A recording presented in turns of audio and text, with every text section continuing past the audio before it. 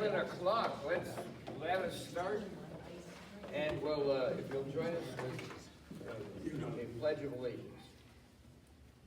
I pledge allegiance to the flag of the United States of America and to the republic for which it stands, one nation under God, indivisible, with liberty and justice for all.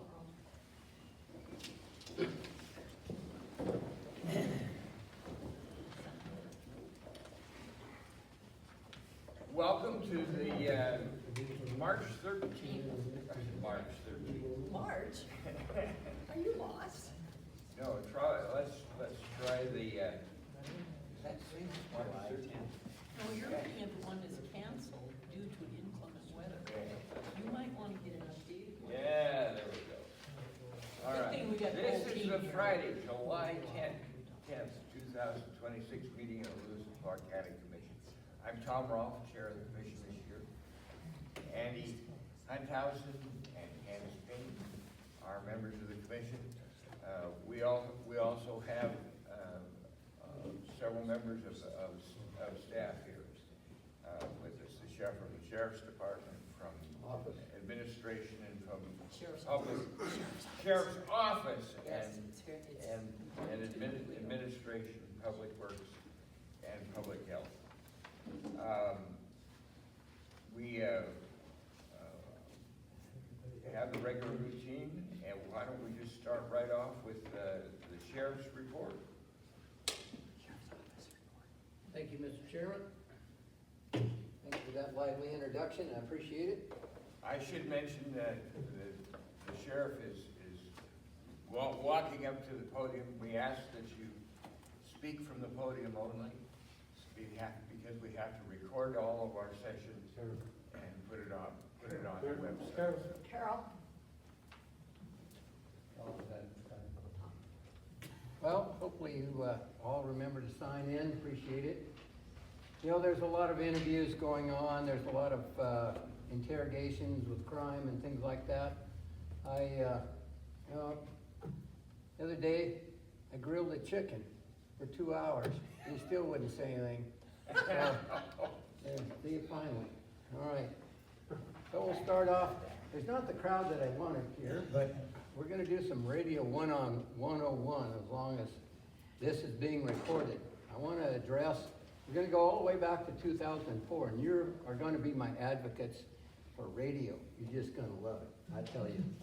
So we used to have something, just a single repeater up here. It's called the North Repeater. Then we had 4 repeaters around the whole county. And the problem was we were paging over the same frequency, and we were all talking, and dispatch wasn't answering, and we were all angry. So in 2003, after the World Trade Center got attacked, they came out with money to improve communications and equipment ICE grant. I know that's a warm button now, but that's what it was called. So Judy Martz was the governor, and she looked at Lewis and Clark County, and we had done a lot of work preparing for a new radio system. And she said, how about you be a concept demonstration project, #1? And we said, we'd love to do that. So it was an enormous project. Then the state of Montana came along and helped us with hiring a guy to help us go along, a project manager by the name of Mark Adams. We had 1 year to spend $10 million appropriately and build a system, 1 year. And that's doing all the sites, doing a NEPA with the National Environmental Protection Agency study on all of the sites. We had 1 year to get it completed. And we spent all the money, we hired people to get it done. So before that, we'd done a basic needs assessment. What do we have and what do we need? So the top 3 things about everything that was everybody that was complaining were: 1, there's not enough frequencies to talk on.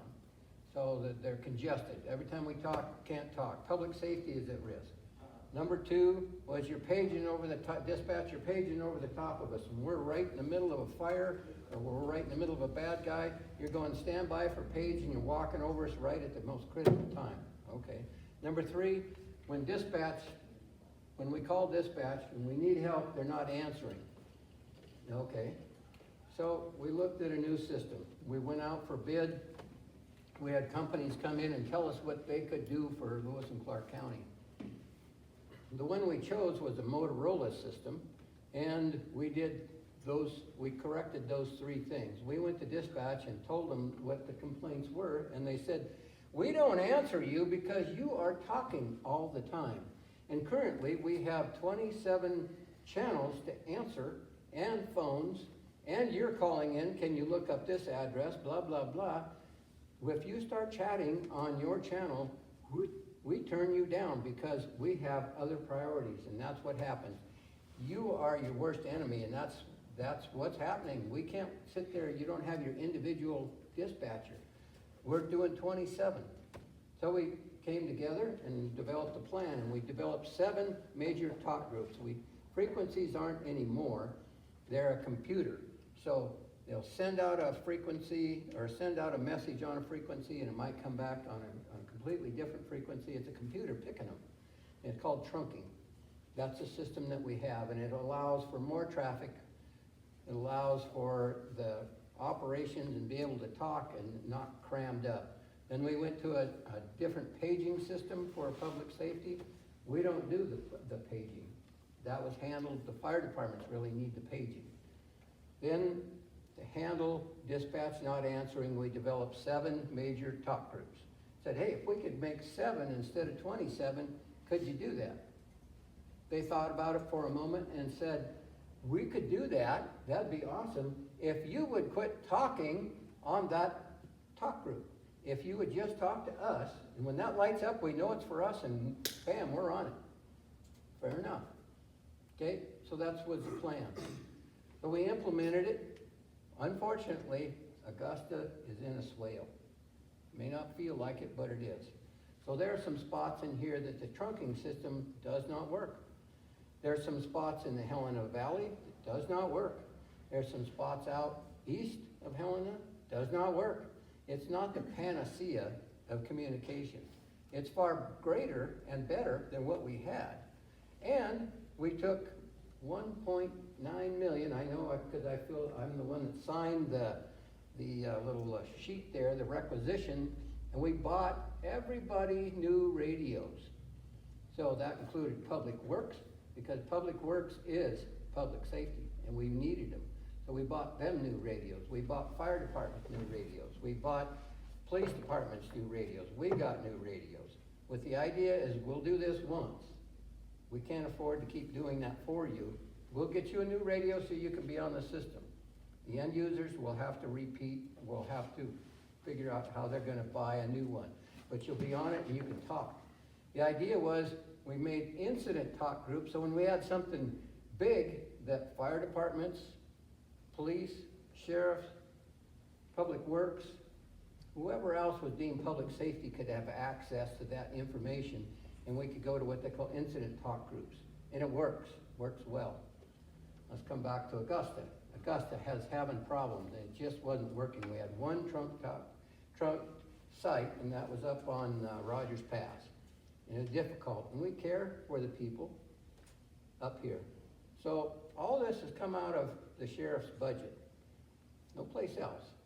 The first time it came from the grant, but to sustain it, it's coming out of ours.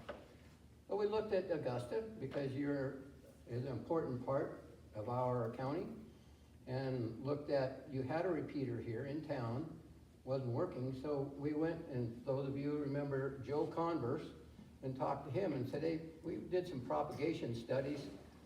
You remember him, I can tell.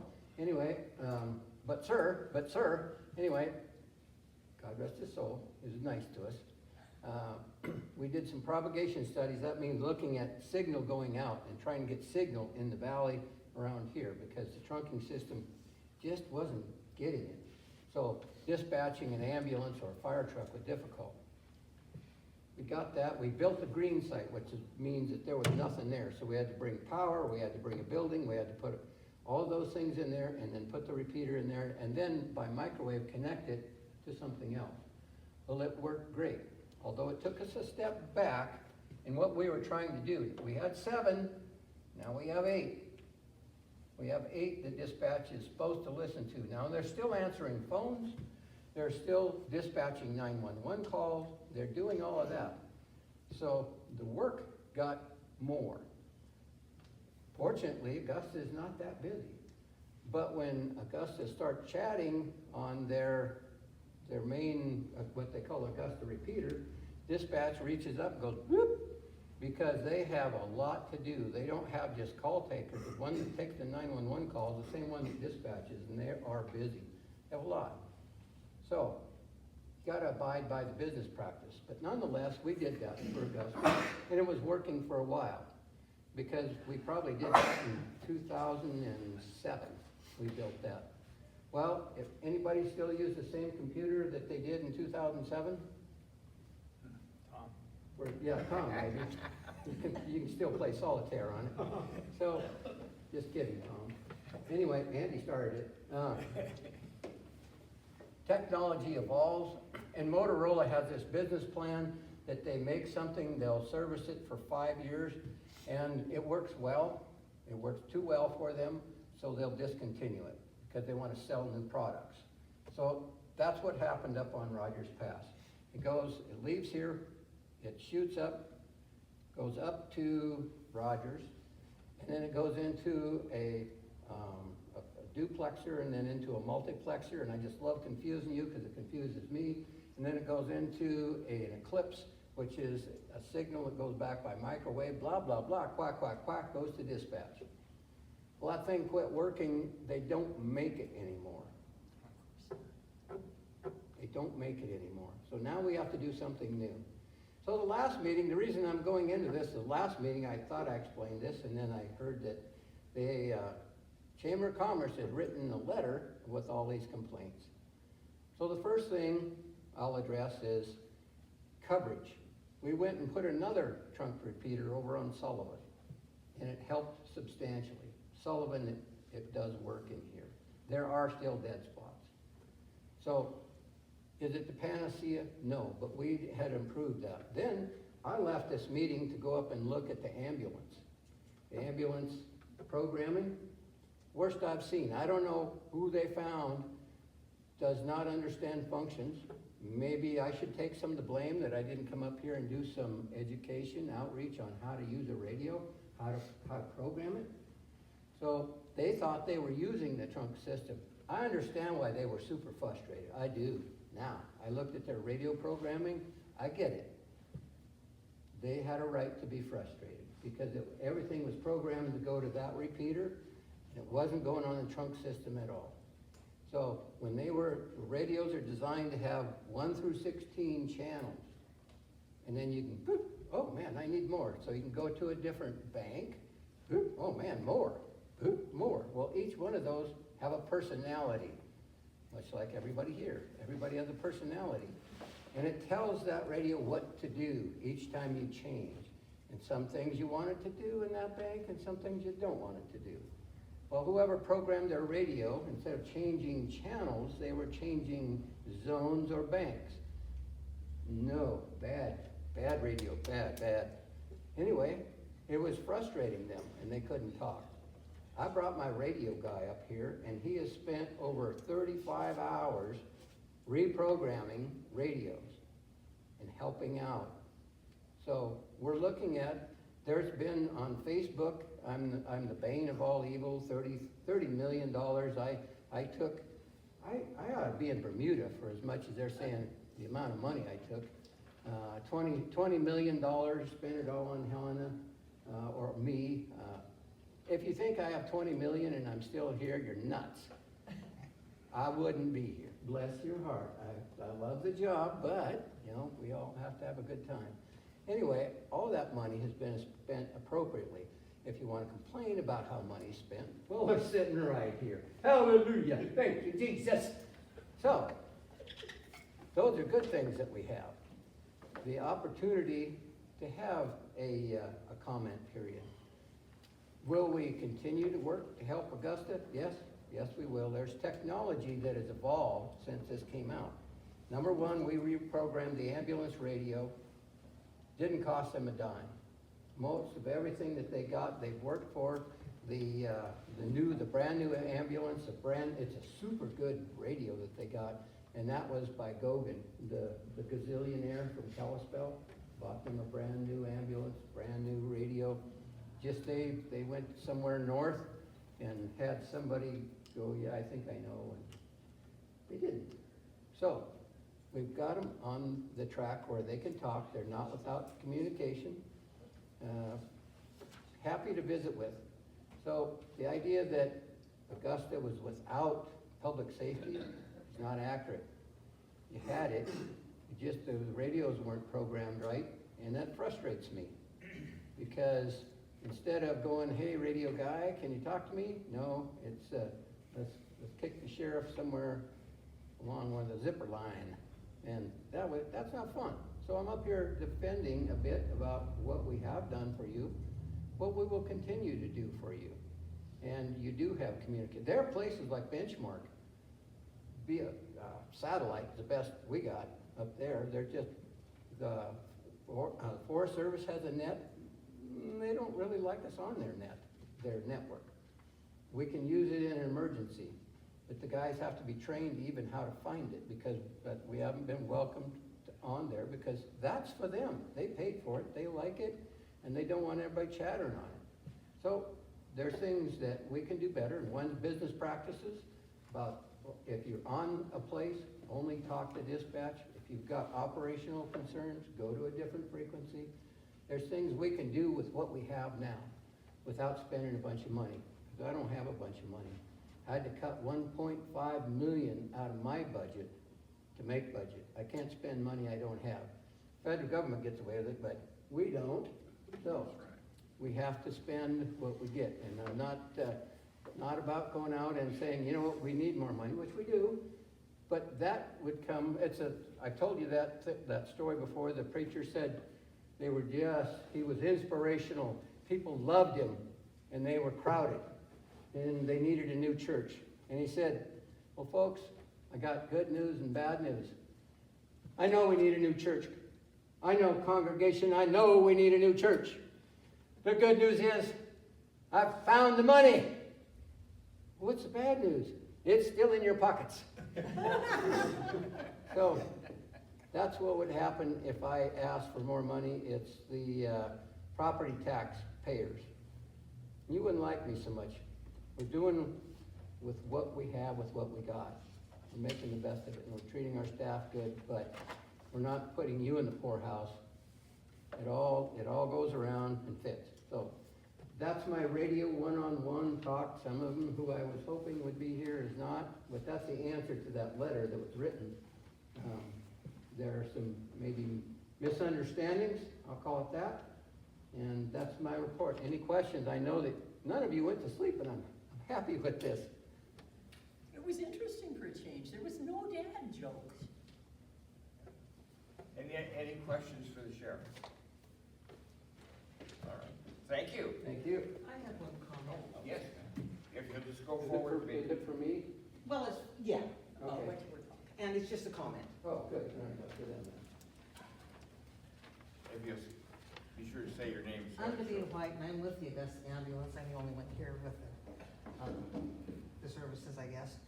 But we did not write that letter. I don't know who wrote it, but it was not us. Thank you, Mr. Chair. And we did not know Thank about you. it until after it That's good happened. to know. I appreciate that. And by the way, they give you, if I may, Mr. Chair. Why don't you get up? Why don't I? That's a good question. Why don't I? As I went through, and none of this audience is to blame, but you are to be commended because they say, we're not having people respond. There are not people joining.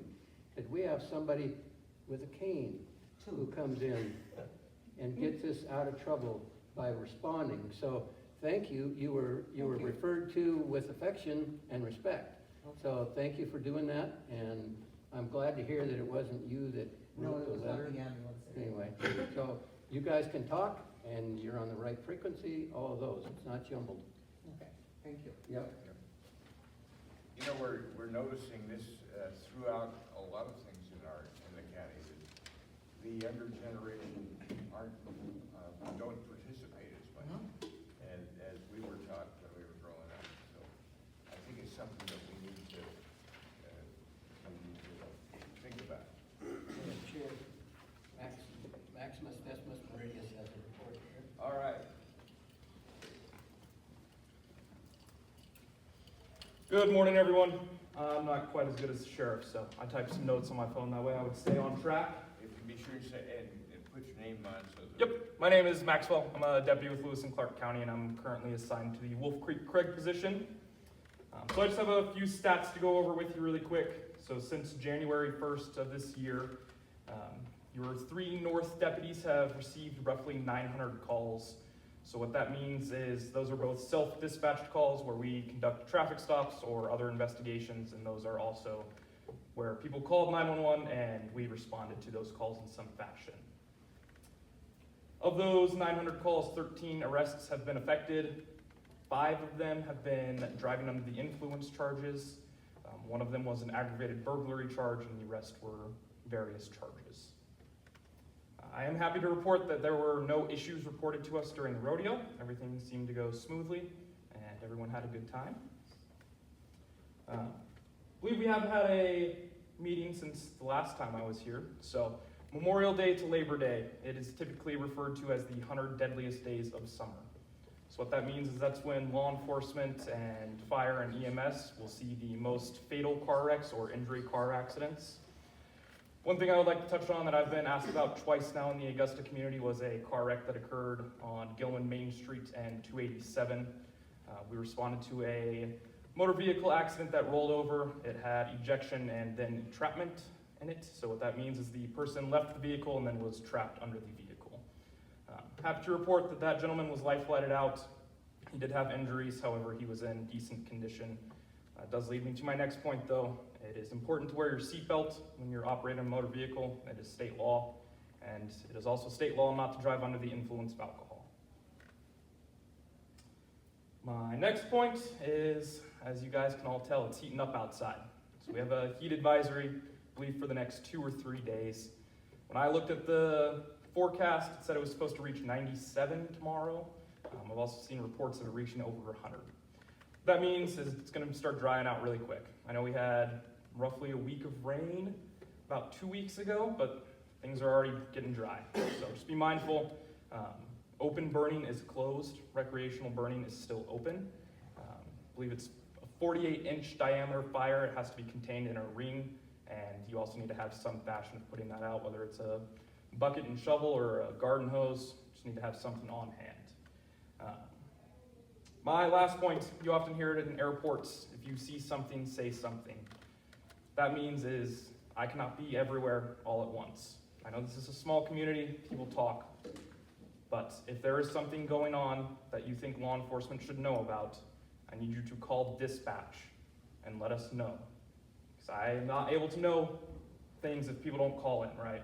If I'm not on scene and see something, then I won't be able to handle that. So that is my report. It's going to be a fun and safe summer, hopefully. So thank you, guys. Any questions? All right, thank you very much. Thank you. We've got Dan Carlin from Public Works. Dan is our county engineer. Good morning, everyone. For the record, recording, Dan Carlin, County Engineer from Public Works. Got just a few things today. We do have the middle 6 miles of Sun Canyon magnesium chloride application that should be starting Monday. That'll be 2 days worth, so Monday and Tuesday. You probably have seen Lewis out there doing the grading and getting that prepped. The benchmark load and haul project, that's 6 miles of new gravel surfacing. Valley Sand and Gravel will be doing that work. We have a indeterminate start time on that. We're trying to coordinate that with staff because we do some prep work prior to that, and then we have to be available to do the grading and watering and rolling when that happens. So that'll be sometime this fall.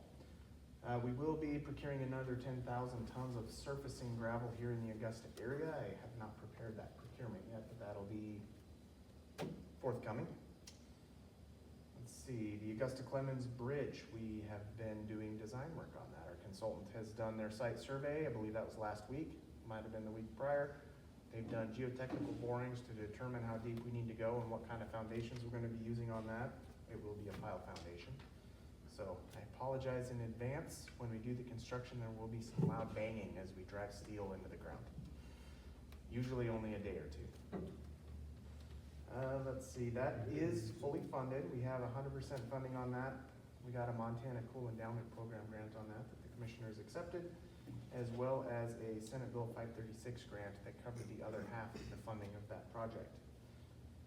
Let's see, Birdtail Bridge, we submitted a Montana Coal Endowment Program grant application on that. We received a letter that our application is sufficient for review, so that's pretty exciting.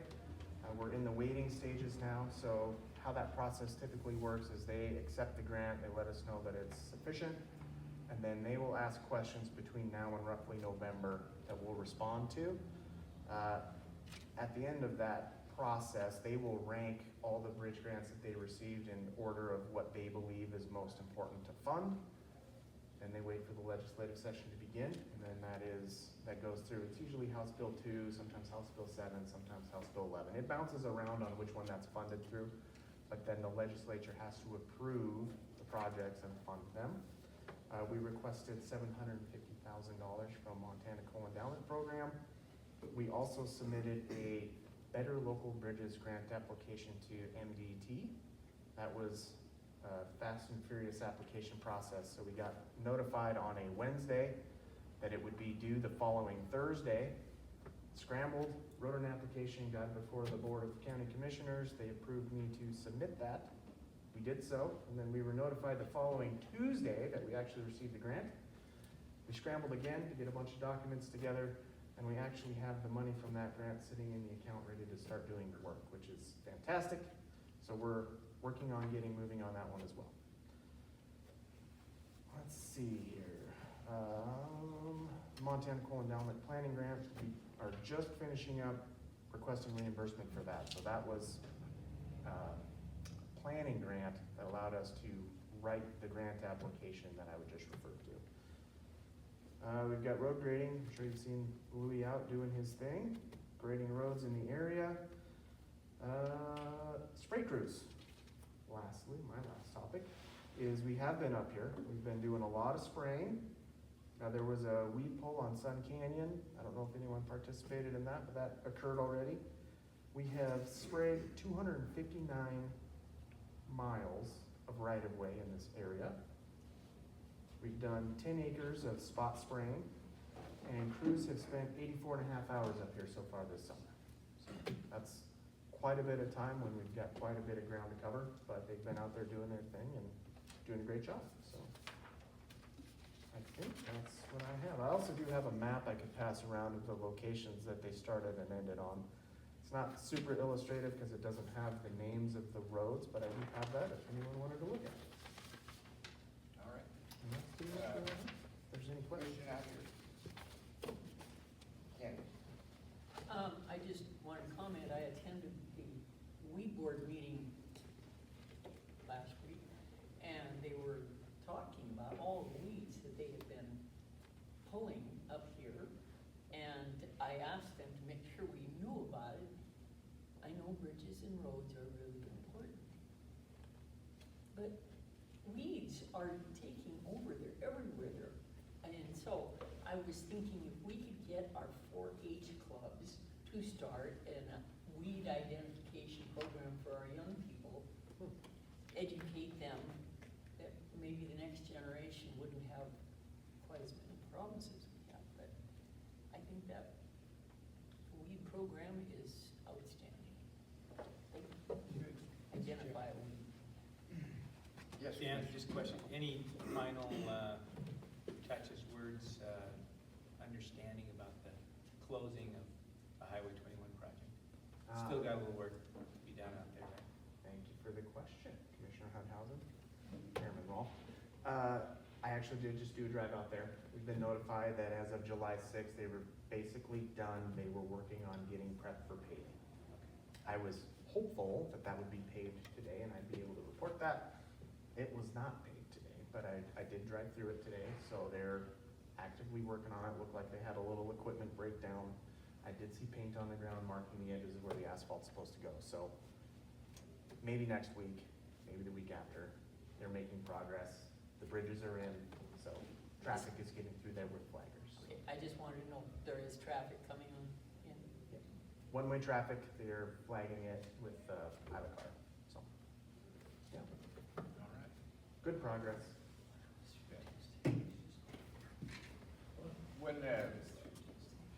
One of the common themes in both of these reports is the amount of money that we use to, that are federal and state grants to try to keep local property taxes together, and keep them low. In fact, only about a third of the total budget of the county comes from property taxes. The rest of it comes from grants from the state and the federal government. And people like Dan and the sheriff's got some folks working on grants. We have a grant and purchasing department that concentrates on working on those federal and state grants. And we do that in order to keep the property taxes down.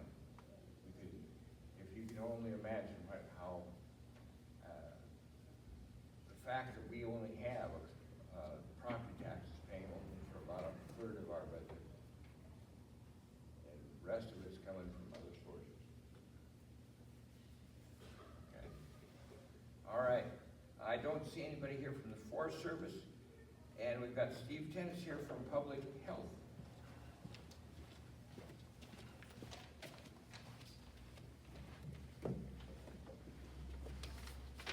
Hey, good morning still. Good morning still.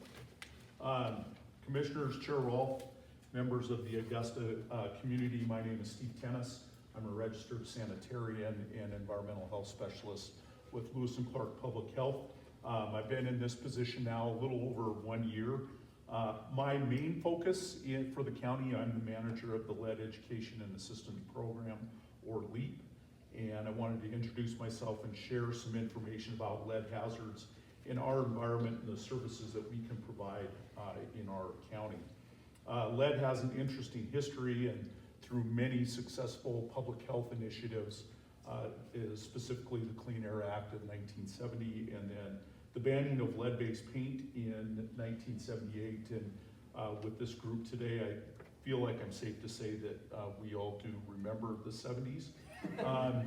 But lead in our environment has been greatly reduced. However, it still poses a significant health hazards to all ages. And especially my focus is trying to get young children between the ages of 0 and 6 and have them tested recommendations at 12 and 24 months.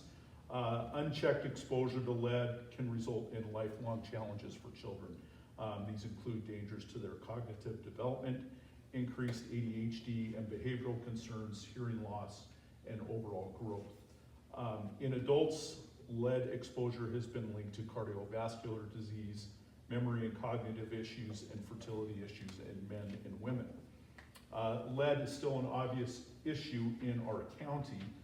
Thus far this year, I have conducted 20 elevated blood lead investigations ranging from the ages of 1 to 83 years of age. The vast majority of these investigations are with young children between the ages of 0 and 6. The good news with that is the phrase knowledge is power is very appropriate to this, because when parents know that their kid has been exposed, then it's easily addressed, and they can manage their environment to keep their children safe. So it's the ones that don't know that I'm most worried about. Montana Department of Health and Human Services has just released a childhood lead poisoning screening plan flowchart, which includes targeted zip codes in the state of Montana. Zip codes are deemed targeted if the community has 25% of their housing stock that was built before 1960, or if the community is located near a Superfund National Priorities List site, such as East Helena, that creates ongoing risk of human exposure to lead from the site. zip code 59410 is on the list. So Augusta residents would need to be aware of that. It is recommended that children are screened at 12 and 24 months for exposure to lead. This can be done through a simple capillary test, a finger poke, or a venous blood draw with your primary care physician. I'm able to conduct capillary testing for children ages 15 and younger, and would be more than willing to set up a outreach day up here in the community if people were interested in bringing kids or grandkids in to have them screened. My role is to educate about the hazards of lead, determine possible exposure pathways, how to live safely in the environment, educate about the importance of healthy diet, and in cases of confirmed testing, I can conduct environmental assessments of the home or daycare facility. If nothing else from my talk today, Public Health 101, everybody be a great hand washer. Not only is the Augusta community listed as a targeted zip code due to the age of homes, something that I've come across very frequently in the community, and something that would probably be of interest to the many sportsmen and women of this area, but people that load their own ammunition at home or are making their own fishing lures and weights tend to create a increased lead exposure environment in the home, and then in some cases their little kids are being exposed to that. So just something else to consider along the way. I brought with me today some educational materials I'll leave for anyone that's interested, as well as my contact information should someone be interested in testing or needing more information about lead exposure. Appreciate the time, always good to get out and talk to folks. And I would take any questions that anyone has about our programming or lead exposure in the environment. Any questions? Any questions? Mr. Chair. Mr. Tennis. Commissioner Hunthausen, Chair Roll. No, just you mentioned the age of the homes in this zip code. That's typically because of the potential of lead-based paint or Lead-based paint. pipes or. Yeah, particularly lead-based paint. Yeah. Even though most homes have been remediated, the lead-based paint still remains. It's usually Under there somewhere. underneath, and so it can resurface again. So people want to be aware of chipped, cracking paint. And then also the big one is friction surfaces. Friction surfaces in the home, like painted windows, doorways, where things are rubbing, rubs back down to that lead-based paint, and then the dust is the big concern.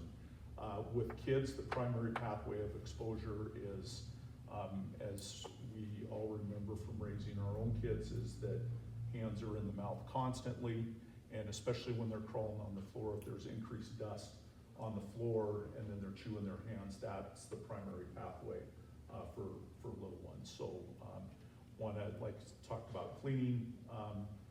Cleaning steps are really, I don't work for Swiffer, but using something like a Swiffer to do hard surfaces, because then when people are done, that can go in the garbage and it leaves the home. Wet dusting, and then vacuums that use a HEPA filter to take the lead out of it so it doesn't just redistribute through the air. So those are the big ones with kids. So I guess maybe when I was a kid and my dad told me to get the lead out, he was more concerned about my health. Exactly. He's Oh, man, trying- funny, we all he know was that. trying But to it's based protect on me. science. So, And it is, Mr. Chair, it is my disclaimer, I did grow up in East Helena, so all the issues that you've seen over the years, That explains it. it's not my fault.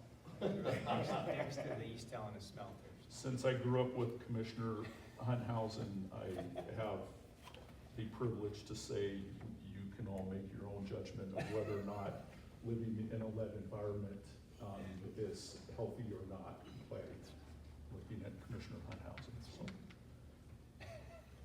All right. well, thank Any you, everyone. questions? Thank you. And I'm just gonna leave some materials here and back on your way out. If anybody wants to grab some of those, feel free to do so. Thank you. Okay. Thanks for being here. All right. Anything else? Roger, have you got anything that you wanted to add? No, thank you, Mr. Chair. We might mentioned to you that we're working through the budgeting process. I think you're gonna be pleased with what the county's accomplishing and how it's doing it. I've said before, and I really believe it, that your Lewis and Clark County is financially in better shape than virtually any other local government in the state because of work that's been going on for some time and is really making a difference.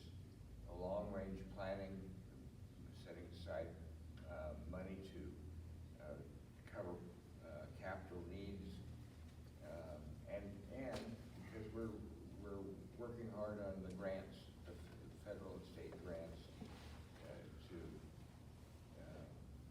expand what we can do for you. Any other comments or questions? And we always offer an opportunity for public comment at the end of our meetings because we want to be aware of concerns that you have or things that you'd like to pass along. So we always offer an opportunity for public comment on anything that's not on the agenda that falls under the purview of the county commission. So is there any public comment? Is there any? Yes. You just come forward and give your name. Yes, my name's Tom Wood, Elk Creek Home. Talking about the spraying earlier. Please don't spray when it's 90 to 100 degrees out. It goes like whoosh. This morning I was doing it at 9 o'clock. Spray was going up already. So have your crews come in early. You can, but at 100 degrees it's not effective. You're spraying the neighbor, you're killing his flowers. I got it. Any other public comment? I just have an announcement. Yeah. You want it now or at the end? Yeah, go ahead and do it up here. Great. Carol Factory, Augusta, the museum is having a groundbreaking tomorrow, and it'll be from 11 till about 5, and there'll be food and stuff available. It'll be down in the area of where across from the old community center and where a shed is. There'll be music. We're inviting everybody. We'd like people to join us there and get the word out. We've bought the property. We own that quarter lot, and now we're trying to get together the money through grants and for donations to start the building. So they wanted me to be sure and let you know. That'll be tomorrow. The temperatures may not be real good, but they've got big tents and food, music, and everything. So What was the time again, please? we're gonna start setting up around 9, and I think the agenda started from 11 on, 11 to 5. And the location again? It's where we have the museum and the building, and now we've got the lot across, and there's a big, Kind of there's across the street. Across from the pool. Yeah. there's a trailer park there. It's got museum in the sign. That's a new area for the new museum. All right. That's on that lot. So it's, like I said, it's right by. And you'd accept donations? Oh, yes, we got a big bucket. Donations, promises, anything. It'll take a while to get this done, but we've got a lot of stuff stored that we'd like to get back out there. In fact, a lot of it's in our buildings, and we'd like to be able to use our buildings again. We got the kink wagon. We've got everything from the old stuff, because we got basically kicked out of our building, which I don't wanna go back there. But anyway, we've got stuff stored, and so we get that new building, and we can clean out our buildings. Wonderful. All right, is there any other public comment? Any other public comment? Seeing none, we're adjourned.